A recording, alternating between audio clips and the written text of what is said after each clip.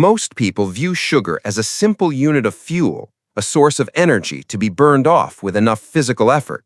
But the body does not read a glucose spike like a battery. It reads it like a high-level command. When sugar enters the system, it acts as a signaling molecule that fundamentally rewrites the metabolic rules for the hours that follow. The resulting disruption is not merely a matter of calories, but a systemic hormonal override that dictates exactly what is allowed to be burned. There is a widespread misconception that sugar provides a necessary energy boost.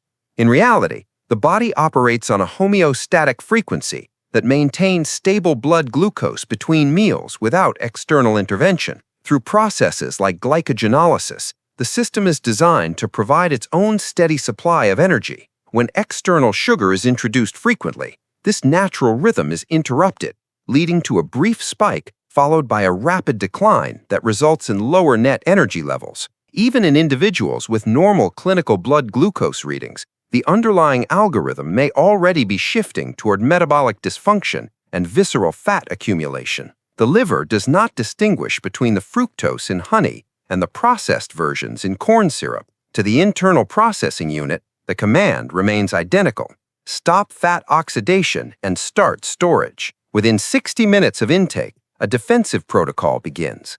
As blood glucose concentrations rise, the pancreas releases insulin to act as a security guard, moving glucose out of the bloodstream to prevent vascular damage. This glucose is directed toward the muscles and the liver, which serves as a temporary storage pantry. However, this pantry has a strict capacity of approximately 400 calories in the liver.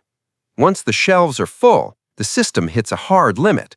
At this exact moment, the permission for fat burning is revoked. Elevated insulin levels biochemically signal the fat cells to slide the bolt shut, making fat oxidation physically impossible.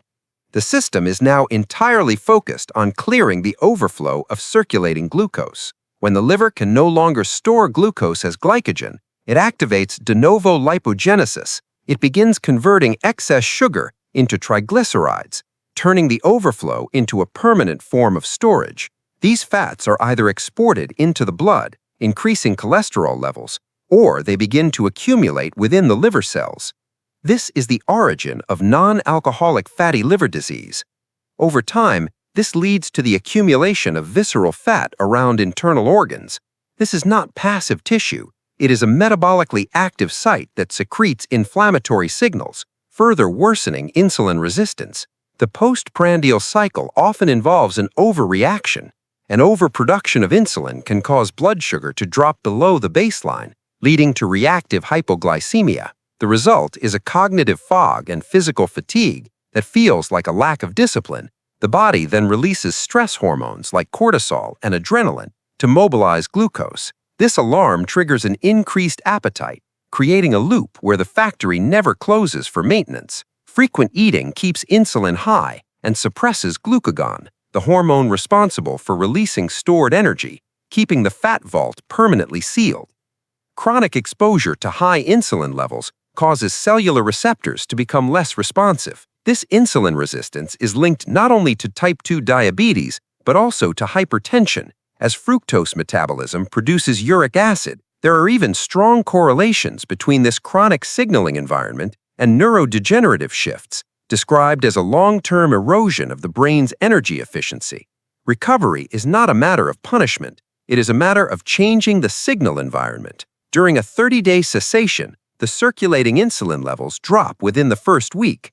The kidneys begin to excrete excess sodium and water, reducing systemic edema. By the second week, insulin sensitivity begins to restore, and the body shifts toward utilizing stored adipose tissue for energy. By the end of 30 days, the cleanup crew has worked through the backlog of deferred maintenance. Taste receptors recalibrate, and dopamine signaling normalizes. Health is ultimately determined by the balance between storage and utilization, and once the signals are corrected, the body finally stops resisting and starts cooperating.